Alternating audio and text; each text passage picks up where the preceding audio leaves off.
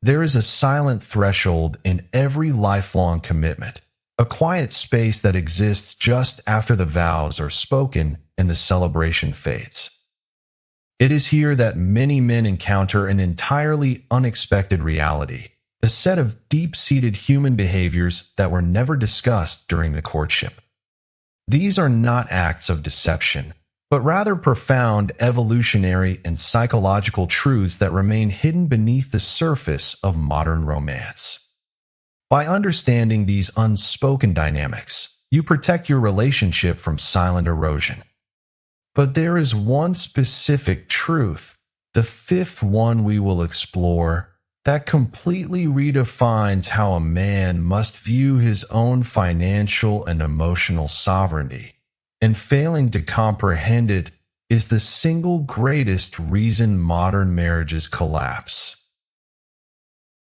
To navigate this journey with clarity, we must look past the superficial narratives of modern romance and examine the ancient wiring of the human mind. Long before the rings are exchanged, a courtship is characterized by projection. We present our most patient, attentive, and accommodating selves. It is a natural human instinct. Yet, when the security of marriage is established, the mask of performance naturally slips away, revealing the raw undercurrents of human nature. This transition often leaves men feeling bewildered, wondering if the person they married has somehow changed.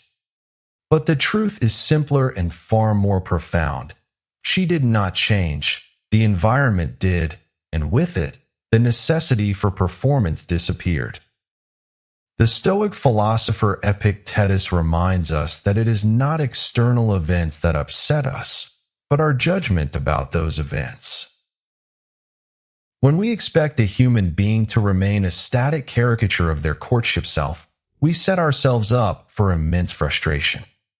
True strength lies in seeing human nature as it actually is, without resentment. Consider the fundamental biological drive for security. In our modern landscape, we speak extensively of financial independence and professional equality. These are noble pursuits. However, evolutionary psychology suggests that deep within the subconscious of most women lies an ancient, non-negotiable desire for a partner who can provide a safe harbor. Even the most successful, high-earning women often harbor a deep-seated need to feel that if the world were to crumble tomorrow, their partner possesses the capability to anchor the household. When a man steps fully into the role of a reliable provider, not just of currency, but of emotional stability and decisive action, a noticeable shift occurs. The tension in her shoulders dissolves. Her posture softens. She is freed from the primal burden of survival anxiety. Yet, this is a desire she may never explicitly articulate during the dating phase, perhaps fearing it sounds archaic or materialistic. A wise man does not view this need with cynicism. He recognizes it as an opportunity to cultivate his own competence and strength. This leads us to a deeper, more challenging realization regarding the nature of respect. Have you ever noticed how some men seem to command natural authority in their homes, while others are met with constant skepticism and critique? The truth is that a partner's respect is rarely unconditional. It is a mirror reflecting your current state of discipline, ambition, and presence. In the Stoic tradition, Marcus Aurelius wrote that the soul becomes dyed with the color of its thoughts. We might add that a relationship becomes dyed with the quality of a man's actions. When a man stagnates, when his discipline falters and his ambition wanes, the respect he receives will inevitably decline. It is an instinctual reaction. A woman's respect is often tied to her perception of her partner's upward trajectory. If she senses that you are settling for mediocrity, her respect will begin to erode, regardless of how comfortable your current life may be. It is not about reaching an arbitrary level of wealth. It is about the visible pursuit of excellence. When she sees you striving, learning, and conquering your own weaknesses, her respect naturally deepens. But what happens when your best efforts still feel insufficient in her eyes? This is where the path of the Stoic is truly tested. It is easy to become angry or defensive when your hard work goes unappreciated. But the mature path requires you to realize that her expectations are outside of your control. You cannot force appreciation. You can only control your character, your work ethic, and your response to her standard. If she demands a level of material success that is beyond your realistic grasp, reacting with anger only confirms her doubts. Instead, maintain your composure, continue your disciplined pursuit, and let your steady character be your defense. Over time, she will either align with your reality, or you will have cultivated the internal strength necessary to handle whatever outcome unfolds. Let us pause for a moment. Have you ever felt that quiet, cold draft of confusion when a partner's behavior suddenly shifted, leaving you wondering if you ever truly knew them? If you have journeyed this far with me, what we must address next is the part of human psychology that almost nobody gets right. It is the reality of self-preservation. Every human being is ultimately wired to protect their own interests, their own emotional safety, and their own vision of the future. In the context of a long-term partnership, a woman will instinctively prioritize her own well-being and security, and she will expect you to do the same for her. In her mind, she is the emotional center of the gravity of the home. This is not selfishness in a malicious sense. It is a basic biological imperative.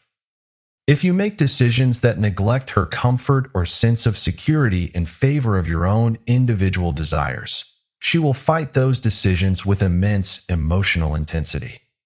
You may perceive this as controlling or unreasonable, but from her perspective, it is a necessary defense of the nest. To build a harmonious union, a man must learn to integrate her security into his grand strategy. He does not sacrifice his sovereignty, but he ensures that his decisions protect the collective sanctuary. This preservation instinct extends outward to her biological origin. There is an old, romanticized notion that when a woman marries, she completely severs her ties to her old life and fully integrates into her husband's family. In reality, her deepest loyalties often remain anchored to her original bloodline. She will naturally prioritize her mother, her father, and her siblings over yours. She will defend them more fiercely, forgive them more easily, and seek their counsel more readily. To expect her to value your parents exactly as she values her own is to fight against a lifetime of psychological conditioning. A Stoic man does not take this personally. He does not compete for her loyalty, nor does he harbor resentment when she displays a natural preference for her own kin. He simply accepts this as an unalterable fact of human nature and manages his household with that understanding, avoiding useless arguments that serve only to alienate her. Now let us address the open loop we established at the beginning, the paradox of shared sovereignty and resources. It is a common complaint among married men that a double standard exists regarding finances. The old adage of what is mine is ours, and what is yours is not merely a humorous cliche. It is a lived reality for millions. Culturally and historically, a man's resources have been viewed as community property for the family, while a woman's resources are often treated as her personal buffer. This sense of entitlement to a partner's earnings can feel deeply unjust to a modern man who views partnership through the lens of strict 50-50 equality. But if you look through the lens of evolutionary psychology, the nesting female must ensure that the resources of the male are secure and accessible for the offspring. Her desire to plan, manage, and even claim ownership over your financial output is an extension of this instinct. When she sees you spending money on external entities, even on your own extended family, she may react with sudden mood swings or unexpressed anger. It is not necessarily greed. It is the ancient alarm system of her subconscious warning her that the resources of her protector are being diluted. Understanding this dynamic allows you to communicate with clarity and establish firm, logical boundaries without descending into emotional warfare. Beyond finances, there is the universal human struggle with accountability. The female gender, like all human beings, possesses a deep-seated aversion to taking blame. When a mistake is made, when a plan fails, or when a conflict arises, the immediate human reaction is to construct a narrative of self-defense.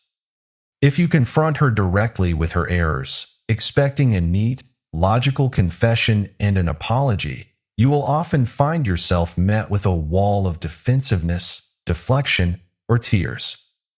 The argument will shift, the history of your own past mistakes will be weaponized, and suddenly, you will find yourself defending your character rather than addressing the original issue. Even in ancient narratives, we see this pattern. When things go wrong, humans instinctively look for an external cause to protect their fragile ego. Knowing this, why do you continue to demand immediate submission to your logic? A Stoic leader does not seek to force an apology. He focuses on resolving the problem. If a mistake is made, handle it with calm, objective efficiency. Do not rub her nose in the error. Allow her to save face. Often, she will recognize her mistake in the quiet of her own mind and make silent adjustments, even if her pride prevents her from admitting it aloud. Furthermore, you must realize that adult human beings do not change easily. You cannot lecture a partner into becoming the person you want them to be. You can speak until you are exhausted. You can offer flawless corrections. But unless she decides within her own heart to make amends, your words will only breed resentment. When you correct someone, you are implicitly telling them they are wrong. Because human beings naturally resist being wrong, your correction is processed as an attack. To navigate this, you must cultivate supreme patience. Lead by example. Let your own disciplined, virtuous life be the silent standard that inspires change. The Roman Emperor Marcus Aurelius wrote, "You have power over your mind, not outside events." Realize this, and you will find strength. When you accept that you cannot force her mind to change, you find the tranquility to love her through her imperfections, guiding the relationship through steady, quiet influence rather than loud, exhausting demands. These 7 realizations, the necessity of your provision, the link between your excellence and her respect, her drive for self-preservation, her loyalty to her kin, her instinctual claim on your resources, her aversion to blame, and her resistance to direct correction are not indictments of women. They are simply the raw coordinates of human behavior within the landscape of long-term relationships. Entering a marriage without this map is like sailing a ship into a storm without a rudder. No great structure, and certainly no great marriage, is built overnight. It is forged through 1,000 quiet choices, through moments where you choose patience over anger, understanding over defensiveness, and self-mastery over emotional reaction. Each time you master your own mind in the face of these unspoken realities, you lay another stone in the foundation of an unbreakable life. Go forward with your eyes wide open. Understand the nature of the partnership you have chosen, and commit to becoming the anchor that your household requires. If this perspective has brought clarity to your journey, consider subscribing to Stoic Mind, leaving a comment with your thoughts on these dynamics, and sharing this with a man who is navigating his own path. Until next time, remain steadfast, cultivate your inner strength, and continue your pursuit of wisdom.